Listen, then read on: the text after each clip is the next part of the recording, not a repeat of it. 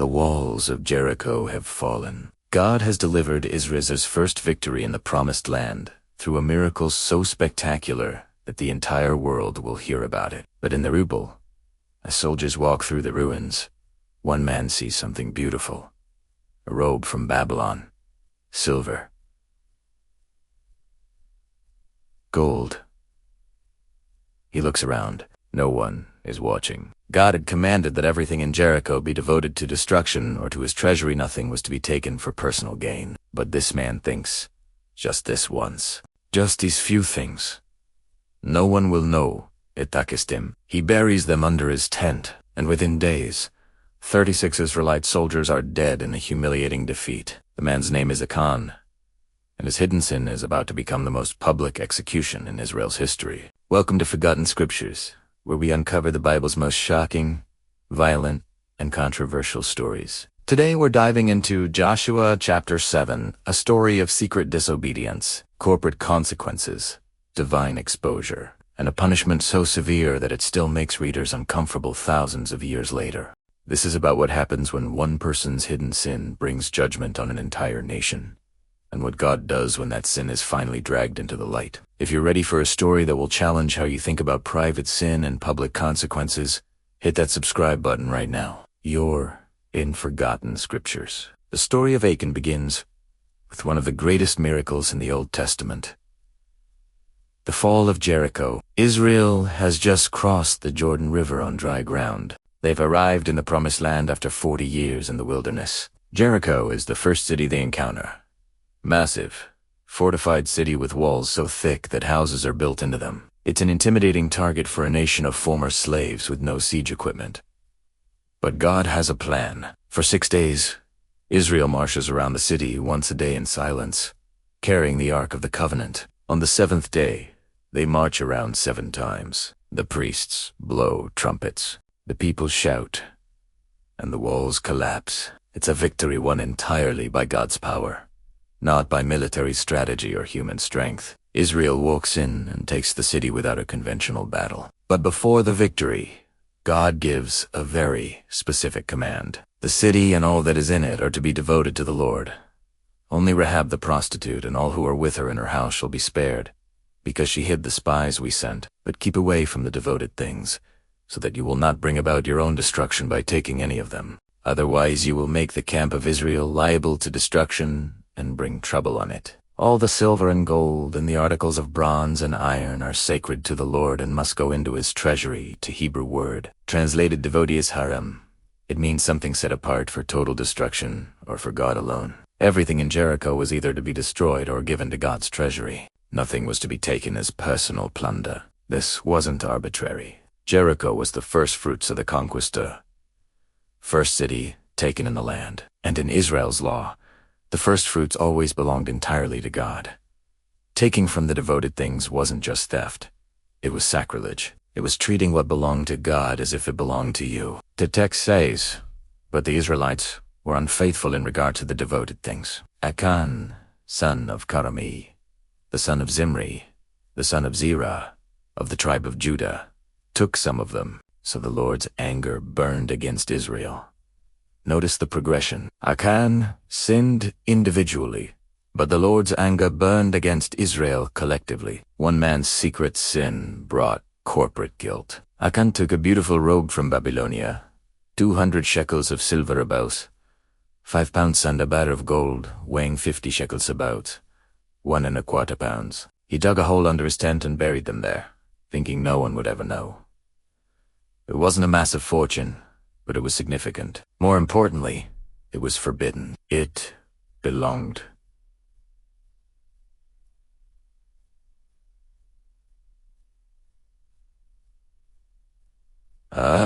And Achan's act of taking it was a direct violation of God's explicit command. Days pass. Achan keeps his secret. Israel moves on to the next target, a small city called Ai.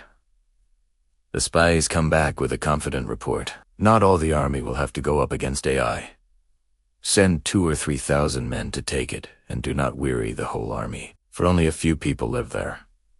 So about 3,000 soldiers march up to Ai, expecting an easy victory. After all, They just watched God collapse the walls of Jericho. AI should be nothing. But when the battle starts, everything goes wrong. The men of AI come out to fight, and Israel's soldiers turn and run. 36 men are killed as they flee down the slopes. It's a humiliating, terrifying defeat. Scripture says, "At this the hearts of the people melted in fear and became like water." The same people who had been confident and victorious at Jericho are now paralyzed with terror.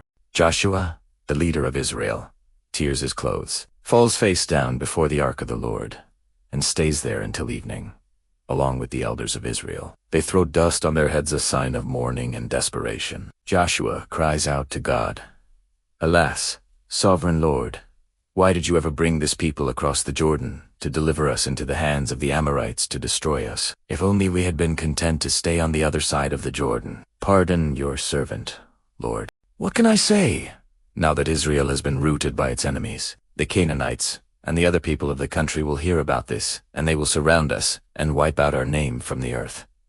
What then will you do for your own great name? Joshua is in agony. He's confused, terrified, questioning why God brought them into the land only to let them be defeated. He doesn't understand what went wrong. From his perspective, they did everything right. They followed God's commands at Jericho. They took the next logical step toward conquering the land. Why did God abandon them? And then God answers. But his response isn't comforting. It's confrontational. Stand up. What are you doing down on your face? Israel has sinned. They have violated my covenant, which I commanded them to keep. They have taken some of the devoted things. They have stolen their humiliated. They have put them with their own possessions. That is why the Israelites cannot stand against their enemies. They turn their backs and run, because they have been made liable to destruction. I will not be with you anymore unless you destroy whatever among you is devoted to destruction. God tells Joshua to stand up because the problem isn't with God, it's with Israel. Someone has sinned. Someone has taken from the devoted things. Someone has stolen, lied, and hidden what belongs to God. And because of that one person's sin, the entire nation is now under judgment. God will not fight for them until the sin is dealt with. God gives Joshua specific instructions. Consecrate the people. Go to the people and consecrate them. Tell them, consecrate yourselves in preparation for tomorrow. For this is what the Lord, the God of Israel, says. There are devoted things among you. Israel, you cannot stand against your enemies until you remove them. Then God explains the process for finding the guilty person. Israel will come forward by tribes, 10 be clans, then by families, then man by man. The lot will fall on the guilty party. The next morning, the entire nation assembles. The tension must have been unbearable. Someone among them is guilty, and they're about to find out who. The tribes come forward. The lot falls on Judah. The clans of Judah come forward. The lot falls on the Zerahites. The families of the Zerahites come forward. The lot falls on the family of Zimri.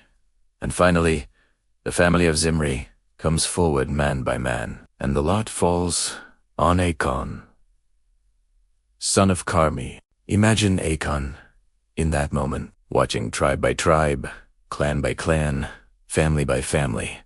As the circle closes in on him, maybe he's sweating. Maybe his heart is pounding. Maybe he's praying it'll pass over him. But it doesn't. The lot falls on him, and suddenly every eye in Israel is on him. Joshua confronts him directly. My son, give glory to the Lord, the God of Israel, and honor him. Tell me what you have done. Do not hide it from me.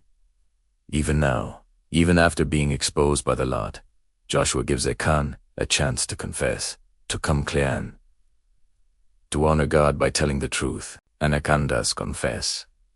It is true. I have sinned against the Lord, the God of Israel. This is what I have done. When I saw in the plunder a beautiful robe from Babylonian, 200 shekels of silver and a bar of gold weighing 50 shekels, I coveted them and took them. They are hidden in the ground inside my tent, with the silver underneath. Notice the progression of sin in Achan's confession. I saw, I coveted, I took, I hid. It's the same pattern as Eve in the garden. Seeing leads to desire. Desire leads to action. Action leads to concealment. Achan's confession is honest, but it comes only after being caught. He had days, maybe weeks to confess voluntarily. Never did. Joshua immediately sends messengers to Achan's tent. They dig under the floor, and there it is. The robe, the silver, the gold, exactly as Achan described. They bring the items to Joshua and lay them out before the Lord in front of all Israel. The evidence is undeniable. The hidden sin is now fully exposed, and then comes the judgment.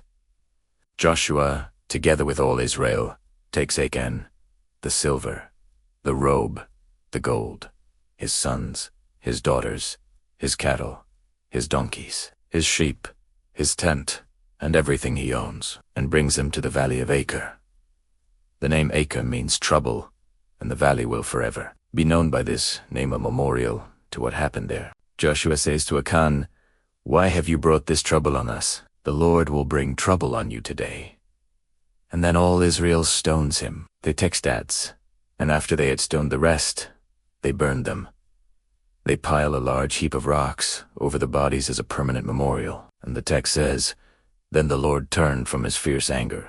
This is where the story becomes most controversial. Why were Achan's sons and daughters taken to the valley? Were they stoned along with him? The Hebrew grammar is ambiguous. Some translations suggest only Achan was stoned, and his possessions were burned. Others suggest his entire family was stoned. Deuteronomy 24:16 says, "Parents are not to be put to death for their children, nor children put to death for their parents. Each will die for their own sin." This law would seem to prohibit killing Achan's children unless they were complicit in the crime. If they knew about the stolen items and helped hide them, they would be guilty too. If they didn't know, they shouldn't have been executed. Some scholars argue that the children were brought to the valley as witnesses, but not killed. Others argue they were indeed executed because they must have known the items were buried inside the family tent. And in a small, close family unit, it would be nearly impossible to dig a hole and bury treasure without everyone knowing. The text doesn't give us enough detail to be certain, but the weight of evidence suggests the entire household was judged. So what do we learn from this dark, troubling story? First, secret sin is never truly secret. Achan thought he could hide what he took. He buried it under his tent. He told no one. But God knew, and God exposed it publicly. Hebrews 4:13 says, "Nothing in all creation is hidden from God's sight. Everything is uncovered and laid bare before the eyes of him to whom we must give account." We may fool people. We'll never fool God. Second, individual sin has corporate consequences. Achan sinned alone, but 36 soldiers died because of his sin. The entire nation was defeated. The Lord's anger burned against Israel, not just against Achan. We live in an individualistic culture that says, "My choices only affect me." But that's a lie. Our sign ripples outward. It affects our families, our communities, our churches, our nations. Achan's story is a brutal reminder that we don't sin in isolation. Third, God takes his holiness seriously. The devoted things belonged to God. Achan took what was God's and treated it as his own. That's not just theft. It's treating God as if he doesn't matter, as if his commands are suggestions, as if his holiness is negotiable. God's response exposing the sin and judging it severely demonstrates that he will not tolerate his people treating sacred things as common. Fourth, the severity of the judgment matched the stakes involved. Israel was entering the promised land. God was establishing them as a holy nation. If secret sin was allowed to remain hidden, if Achan's theft went unpunished, the message would be clear. God's commands don't really matter. You can disobey and get away with it. The judgment of Achan was a line in the sand. It established that God's holiness is real. His commands are binding, and disobedience has consequences. Fifth, sin progresses. See, covet, take, hide. Achan's confession outlines the pathway. It starts with seeing something we shouldn't have. Then desire grows. Then we act. Then we cover it up. James 1:15 describes the same pattern. After desire has conceived, it gives birth to sin, and sin, when it is full grown, gives birth to death. Achan's story is the visual illustration of that verse. And finally, Achan's story points forward to another man who bore the consequences of sin that wasn't his own. Achan was guilty and died for his own sin, but Jesus was innocent and died for ours. Achan's sin brought death to himself and possibly his family. Jesus' death brought life to all who trust in him. Achan's secret was exposed and judged in the Valley of Achor. Our secret sins were exposed and judged at the cross, where Jesus absorbed the wrath we deserved. The Valley of Achor, the Valley of Trouble, became a symbol in later prophecy. In Hosea 2:15 God promises that one day he will transform the Valley of Achor into a door of hope. The place of judgment will become the place of restoration. That's what the cross does. The judgment we deserved fell on Jesus, and through him, the Valley of Trouble becomes the doorway to hope. Achan saw. He coveted. He took. He hid. And when the truth came out, he lost everything: his life, his family, his legacy. His name is remembered forever as a warning. Sin may be hidden for a season, but it will always be exposed. And when it is, the cost is far greater than the temporary pleasure it promised. Next time on Forgotten Scriptures, we're going back to the book of Judges for one of the most violent and shocking stories in the Bible. A man makes a vow, wins a battle, comes home to celebration, and then slaughters 1,000 men with the jawbone of a donkey. His name is Samson, and his story is far darker than the Sunday school version you grew up with. You won't want to miss it. If this story made you think, drop a comment and tell me. Do you think Achan's family knew about the stolen items? Was the punishment too harsh? Or was it necessary? How does this story challenge the way we think about private sin today? I want to hear your thoughts. And hit that subscribe button so you don't miss another episode of the most controversial, violent, and forgotten stories in the Bible. This is Forgotten Scriptures, where the Bible's darkest stories come to light.